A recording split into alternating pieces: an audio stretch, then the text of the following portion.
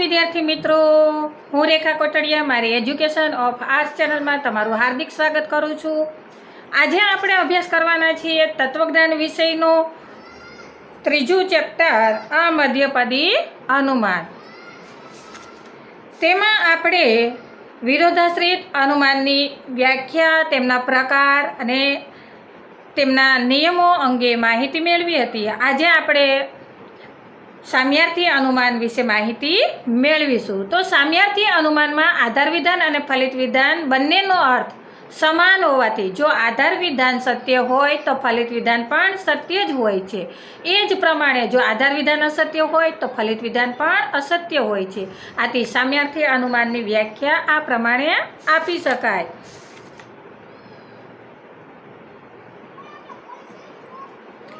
तो जोईए साम्यार्थी अनुमाननी व्याख्या कि आधार विधाननी सत्यता के असत्यता परथी फलित विधाननी अनुक्रमे सत्यता के असत्यता अंगे अर्थनी समानताना आधारे तारवेला अनुमानने साम्यार्थी अनुमान कहे छे। मित्रों, तमारा माटे आ जे व्याख्या छे ए खूब अगत्यनी छे, कारण के तमने 1 मार्क्स के 2 मार्क्स में आ पूछाती व्याख्या छे कि साम्यार्थी अनुमान एटले शुं अथवा साम्यार्थी अनुमाननी व्याख्या आपो। तो साम्यार्थी अनुमाननी व्याख्या तो कि आधार विधाननी सत्यता के असत्यता परथी फलित विधाननी अनुक्रमे सत्यता के असत्यता अंगे अर्थनी समानताना आधारे तारवेला अनुमानने साम्यार्थी अनुमान कहे छे। त्यारे विरोधाश्रित अनुमाननी व्याख्या शुं हती तो कि विरोधाश्रित अनुमान एटले तो कि आधार विधाननी सत्यता के असत्यता परथी तेना विरोधी विधाननी एटले के फलित विधाननी सत्यता के असत्यता के शंकाशीलता अंगे तारववामां आवेलुं अनुमान। जो आमां शुं हतुं तो कि सत्यता असत्यता के शंकाशीलता अंगे अनुमान तारववानुं हतुं। ज्यारे अहींया तो कि आधार विधान जो सत्य होय तो तेनुं फलित विधान पण सत्य ज होय छे, अने जो तेमनुं आधार विधान असत्य होय तो तेमनुं फलित विधान पण असत्य ज होय छे। એટલે કે સામ્યાર્થી अनुमान अने विरोधाश्रित अनुमान में आ तफावत रहेलो छे। उदाहरण तरीके आपणे जोईए तो केवळ विद्वानो वाचाळ व्यक्तिओ छे, तेथी केटलाक विद्वानो वाचाळ व्यक्तिओ छे, तेथी केटलाक विद्वानो अवाचाळ व्यक्तिओ नथी। अहींया विधेय पदनो पूर्ण विरोध थयेलो छे। वाचाळ छे अने अवाचाळ व्यक्तिओ नथी। अहींया गुणमां पण तफावत छे। इयत्ता एनी एक छे, परंतु गुणमां तफावत छे अने विधेय पदमां तो कि विरोधी विधान अथवा विरोधी पद मूकवामां आवे छे। बीजुं उदाहरण जोईए, कोई पण मानवी पूर्ण व्यक्ति नथी। कोई पण पूर्ण व्यक्ति मानवी नथी तो कि आमां उद्देश्य पद अने विधेय पदना स्थानमा फेरबदली करवामां आवेली छे। એટલે કે आधार विधानનું उद्देश्य पद छे ते फलित विधानનું विधेय पद बनी जाय छे અને आधार विधानનું विधेय पद छे ते फलित विधानનું उद्देश्य पद बनी जाय छे। आम साम्यार्थी अनुमानमा 2 रीते समजावी शकाय कि पहेलामां तो कि विधेय पद छे तेमनुं विरोधी पद मूकवामां आवे छे फलित विधान में। ज्यारे बीजा उदाहरण में जोयुं तो कि उद्देश्य पद अने विधेय पदना स्थान में फेरफार करवामां आवे छे।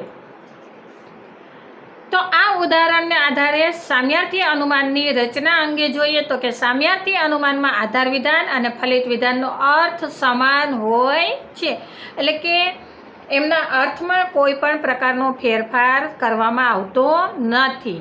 त्यारे बीजुं तो कि आधार विधानना विधेय पदना पूर्ण विरोधी पदने फलित विधाननुं विधेय पद बनाववामां आवे छे।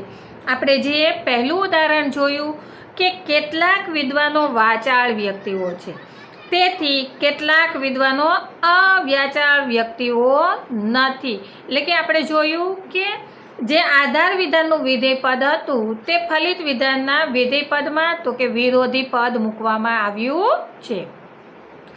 त्यार पछी जोईए तो कि आधार विधानना उद्देश्य पद अने विधेय पदने अनुक्रमे फलित विधानमां विधेय पद अने उद्देश्य पद बनाववामां आवे छे। એટલે કે आधार विधानना उद्देश्य पद अने विधेय पद ને ફલિત વિધાનમાં આવતા જે આધાર વિધાનનું ઉદ્દેશ્ય પદ છે તે વિધેય પદ બની જાય છે અને આધાર વિધાનનું વિધેય પદ છે તે ફલિત વિધાનનું ઉદ્દેશ્ય પદ બની જાય છે, એટલે કે બંનેના સ્થાનમાં ફેરફાર કરવામાં આવે છે. અને છેલ્લો મુદ્દો તો કે સામ્યાર્થી અનુમાન મેળવતી વખતે જરૂરિયાત પ્રમાણે ફલિત વિધાનમાં ઇયત્તા બદલવામાં આવે છે અથવા ગુણ બદલવામાં આવે છે. તો આપણે જોયું હતું પહેલાં જ ઉદાહરણમાં કે તો કે કેટલાક વિદ્વાનો વાચાળ વ્યક્તિઓ છે, તેથી કેટલાક વિદ્વાનો અવાચાળ વ્યક્તિઓ નથી. તો આમાં ગુણમાં ફેરફાર કરવામાં આવેલો હતો. તો આ રીતે ગુણ અથવા ઇયત્તામાં બદલાવ લાવી શકાય છે. હવે જોઈએ આપણે સામ્યાર્થી અનુમાનના પ્રકાર. તો કે સામ્યાર્થી અનુમાનમાં આધાર વિધાનના ઉદ્દેશ્ય પદ અને વિધેય પદમાં ફેરફાર કરીને ફલિત વિધાન તારવવામાં આવે છે. આ ફેરફાર કુલ 7 રીતે થઈ શકે છે અને આ 7 રીતોના નામ મિત્રો ખાસ યાદ રાખજો. 2 માર્ક્સમાં પૂછાતો સામ્યાર્થી અનુમાનના પ્રકારો જણાવો, તો એ તમને 2 માર્ક્સમાં પૂછાતો મોસ્ટ આઈએમપી પ્રશ્ન છે. તો તમે ખાસ એમને યાદ રાખજો. 7 પ્રકારના નામ ભૂલાય નહીં. પહેલું જોઈએ પ્રતિવિધાન, બીજું પરિવર્તન, ત્રીજું પરિવર્તનનું પ્રતિવિધાન, ચોથું અંશ વિધેય વ્યુત્ક્રમ્ય, 5 પૂર્ણ વિધેય વ્યુત્ક્રમ્ય, 6 અંશ ઉદ્દેશ્ય વ્યુત્ક્રમ્ય અને 7 પૂર્ણ ઉદ્દેશ્ય વ્યુત્ક્રમ્ય. મિત્રો વારંવાર પૂછાતો પ્રશ્ન છે, તો ખાસ યાદ રાખજો. સામ્યાર્થી અનુમાનના કેટલા પ્રકાર? તો કે 7. કયા?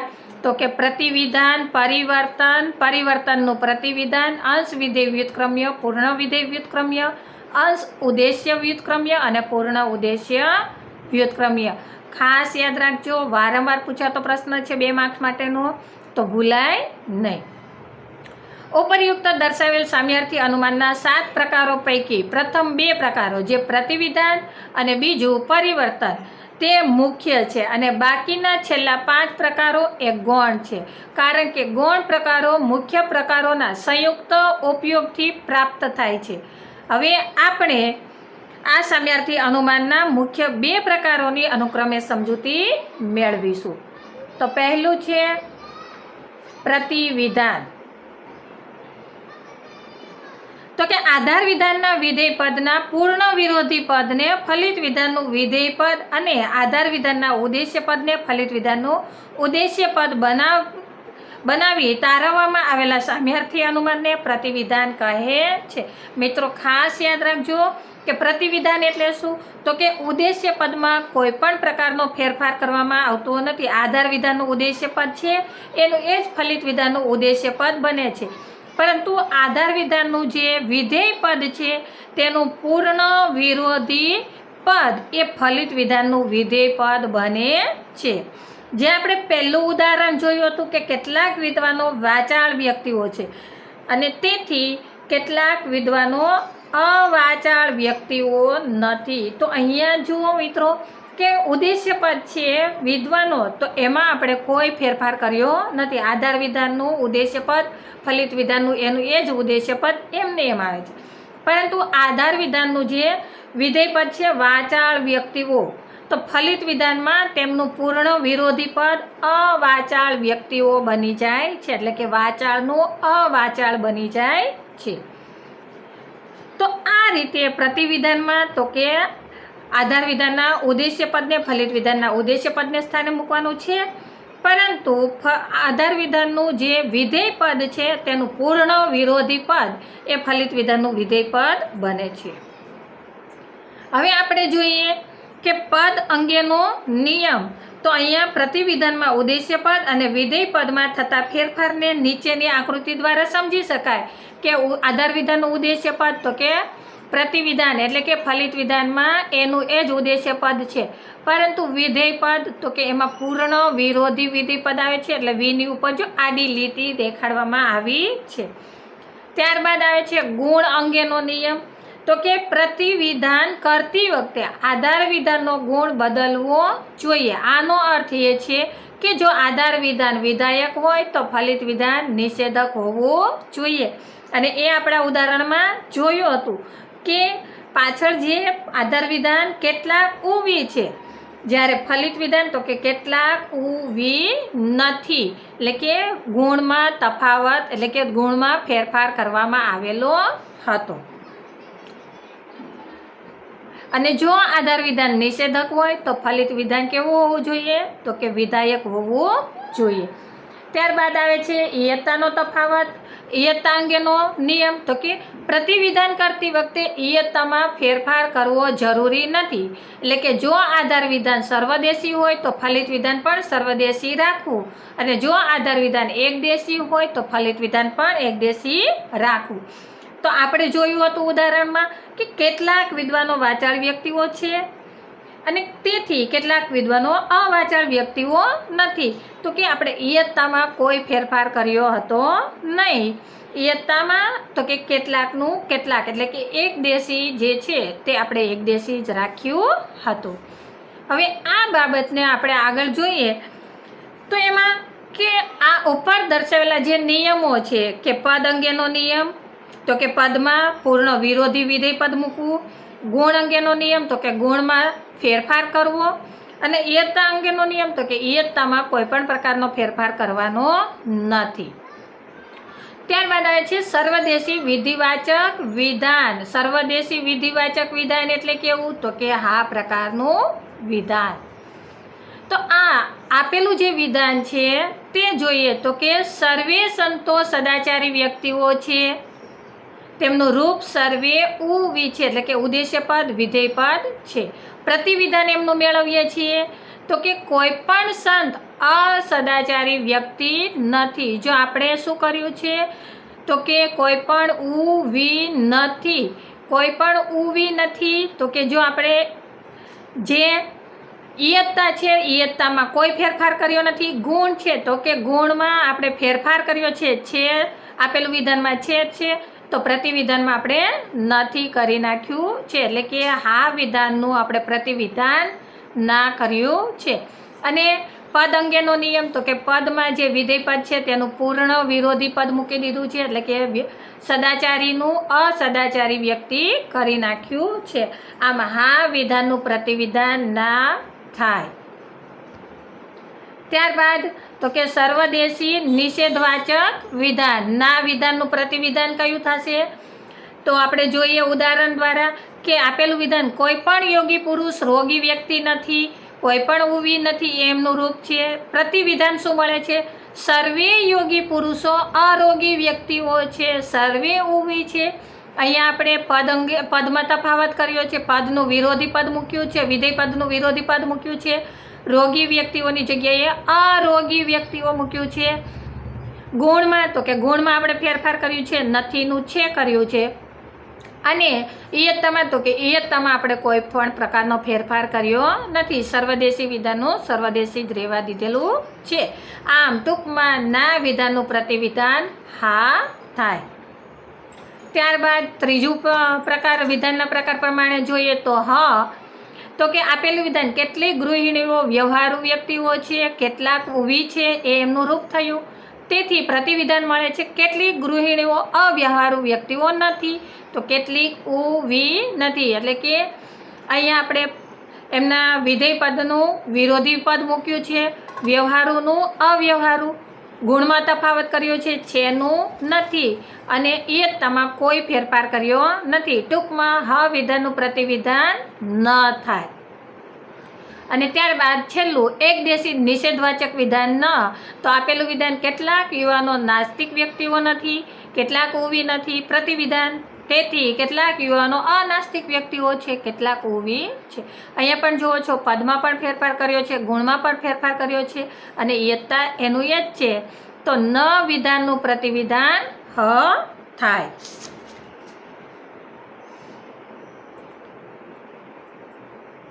તો નિરુપાધિક વિધાનના ઉપરયુક્ત ચારેય પ્રકારોના પ્રતિવિધાનોની નીચેના કોષ્ટક દ્વારા સરળતાથી આપણને માહિતી મળે છે.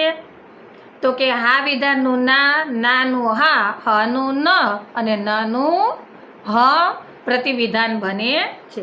ત્યારબાદ આવે છે પરિવર્તન અંગેનો નિયમ. તો તેમાં આપણે પરિવર્તનનો સામ્યાર્થી અનુમાનનો બીજો પ્રકાર, અને તે છે પરિવર્તન. તો પરિવર્તન અંગે આપણે સમજૂતી મેળવીએ. તો કે આધાર વિધાનના ઉદ્દેશ્ય પદને ફલિત વિધાનનું વિધેય પદ અને આધાર વિધાનના વિધેય પદને ફલિત વિધાનનું ઉદ્દેશ્ય પદ બનાવીને તારવવામાં આવેલા સામ્યાર્થી અનુમાનને પરિવર્તન કહે છે. એટલે કે અહીંયા ઉદ્દેશ્ય પદ અને વિધેય પદના સ્થાનમાં ફેરફાર કરવાનો છે એટલે થયું પરિવર્તન. તો એમાં પદ અંગેનો નિયમ આપણે જોઈએ.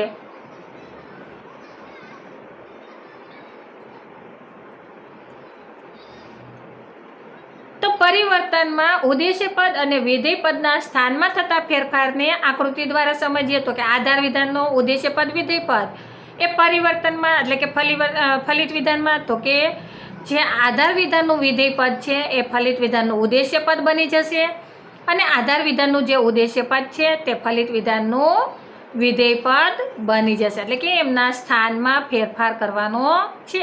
આ આકૃતિને આપણે જોતા આપણે આ રીતે સ્થાનનો ફેરફાર સમજી શકીએ છીએ. ત્યારબાદ બીજો નિયમ આવે છે ગુણ અંગેનો નિયમ. આ વાત આપણે કરી પદ અંગેના નિયમની. હવે જોઈએ ગુણ અંગેનો નિયમ. તો કે પરિવર્તન કરતી વખતે આધાર વિધાનનો ગુણ બદલવો નહીં. આનો અર્થ એ કે આધાર વિધાન જો વિધાયક હોય તો ફલિત વિધાન પણ વિધાયક જ હોવું જોઈએ. એ જ પ્રમાણે જો આધાર વિધાન નિષેધક હોય તો ફલિત વિધાન પણ નિષેધક જ રાખવું જોઈએ. અને પદની વ્યાપ્તિ અંગેનો નિયમ તો કે આધાર વિધાનમાં જે પદ અવ્યાપ્ત હોય તે ફલિત વિધાનમાં પણ અવ્યાપ્ત જ હોવું જોઈએ. મિત્રો, આ વ્યાપ્ત અવ્યાપ્ત વિશે આપણે માહિતી આગળના ચેપ્ટરમાં વિગતવાર મેળવી ચૂક્યા છીએ. એટલે તમે જો આગળનો મારો બીજા ચેપ્ટરનો વિડીયો ના જોયો હોય તો જોઈ લેશો, જેથી કરીને તમે વ્યાપ્ત અને અવ્યાપ્ત વસ્તુ શું છે એ પદ અંગે વિગતવાર માહિતી મેળવી શકો. તો તમને આ જે માહિતી છે એ સમજવામાં વધારે સરળતા રહેશે. એટલે મિત્રો, વ્યાપ્ત અવ્યાપ્ત પદ અંગેનો આપણો જે બીજા ચેપ્ટરનો વિડીયો છે એ પ્રસારિત થઈ ચૂક્યો છે, તો તમે જોઈ લેશો. તો ઉપર દર્શાવેલા જે નિયમો છે તેને ધ્યાનમાં રાખીને આપણે નિરુપાધિક વિધાનના 4 પ્રકારોમાં પરિવર્તન મેળવીએ. તો પહેલું આવે છે સર્વદેશી વિધિવાચક વિધાન. હા, તેમાં આપેલું વિધાન કે સર્વે તરવૈયા સાહસિક વ્યક્તિઓ છે, એટલે કે રૂપ આવે સર્વે ઉવી છે. ત્યાર પછી પરિવર્તન તો કે કેટલીક સાહસિક વ્યક્તિઓ તરવૈયા છે. જો મિત્રો, કેટલાક વીઉ છે એવું શા માટે ને? તો કે આધાર વિધાનો આપેલા વિધાનનું જે વિધેય પદ છે તે ફલિત વિધાનનું ઉદ્દેશ્ય પદ બની જાય છે. એટલે કે આપણે એમના પદમાં ફેરફાર કરી નાખ્યો છે. ઉદ્દેશ્ય પદ અને વિધેય પદમાં ફેરફાર કર્યો છે. ગુણમાં આપણે કોઈ પણ ફેરફાર કર્યો નથી. ગુણ આપણે જે છે એટલે કે વિધિવાચક વિધાન છે તો એમનું વિધિવાચક જ રહેવા દીધું છે. ત્યારબાદ હવે આપણે જોવાનું છે કે અવ્યાપ્ત પદ હોવું જોઈએ. આધાર વિધાનમાં જે પદ અવ્યાપ્ત હોય તે ફલિત વિધાનમાં પણ અવ્યાપ્ત જ રહેવું જોઈએ. તો આપણે આમાં જોયું કે આપણું જે આ પ્રકારનું વિધાન છે એમાં વિધેય પદ અવ્યાપ્ત છે. હવે આપણે એમનું પરિવર્તન કર્યું તો હાનું પરિવર્તન તો કે હ થયું. તો હાનું પરિવર્તન જ્યારે હ થાય તો હમાં તો કે એમના બંને પદો અવ્યાપ્ત હોય. એટલે કે આપણું જે આધાર વિધાનનું અવ્યાપ્ત પદ છે તે ફલિત વિધાનમાં ઉદ્દેશ્યને સ્થાને આવવા છતાં એ પદ અવ્યાપ્ત જ રહે છે. એટલે કે આધાર વિધાનનું જે પદ અવ્યાપ્ત છે તે ફલિત વિધાનમાં પણ અવ્યાપ્ત જ રહે છે. આમ હાનું પરિવર્તન આમાં થઈ શકે નહીં, હમાં જ થાય. ત્યાર પછી આવે છે સર્વદેશી નિષેધવાચક વિધાન. એટલે કે ના. તો આપેલું વિધાન તો કે કોઈ પણ વિદ્યાર્થી અવિવેકી વ્યક્તિ નથી, એટલે કે કોઈ પણ ઉવી નથી. પરિવર્તન કોઈ પણ અવિવેકી વ્યક્તિ વિદ્યાર્થી નથી. જો આમાં આપણે ગુણમાં કોઈ ફેરફાર કર્યો નથી. આમ ના વિધાનનું પરિવર્તન નામાં જ થાય છે. એકદેશી વિધિવાચક વિધાન. તો એકદેશી વિધિવાચક વિધાન હ છે તો એમાં આપેલું વિધાન કેટલાક ખેડૂતો ખડતલ વ્યક્તિઓ છે, કેટલાક ઉવી છે. પરિવર્તન કેટલીક ખડતલ વ્યક્તિઓ ખેડૂતો છે, એટલે કેટલાક વીઉ છે. એટલે કે હ વિધાનનું પરિવર્તન હ થાય. જો હાનું પણ હ, નાનું ના હનું હ. હવે આવે છે એકદેશી નિષેધવાચક વિધાન. તો ન વિધાનનું પરિવર્તન શક્ય નથી. ગુણ અંગેના નિયમ પ્રમાણે ન વિધાનનું પરિવર્તન નિષેધવાચક વિધાનમાં જ થઈ શકે. અને નિષેધક વિધાનોમાં વિધિપદ હંમેશા વ્યાપ્ત હોય છે. આધાર વિધાનનું અવ્યાપ્ત ઉદ્દેશ્યપદ ફલિત વિધાનના વિધેયના સ્થાને અવ્યાપ્ત રહી શકે નહીં. આથી ન વિધાનનું પરિવર્તન થઈ શકે નહીં. તો આ રીતે આપણે ચારે ચાર જે પ્રકાર જોયા તેમાં તો કે હા વિધાનનું પરિવર્તન હ, ના વિધાનનું પરિવર્તન ના, હ વિધાનનું પરિવર્તન હ અને ન વિધાનનું પરિવર્તન થઈ શકે નહીં.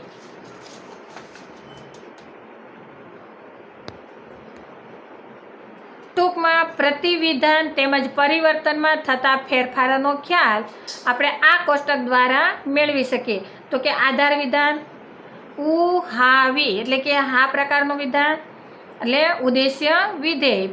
પ્રતિવિધાન ઉ ના વી એટલે કે હાનું ના અને પરિવર્તન તો કે હા વિધાનનું હમાં પરિવર્તન થાય.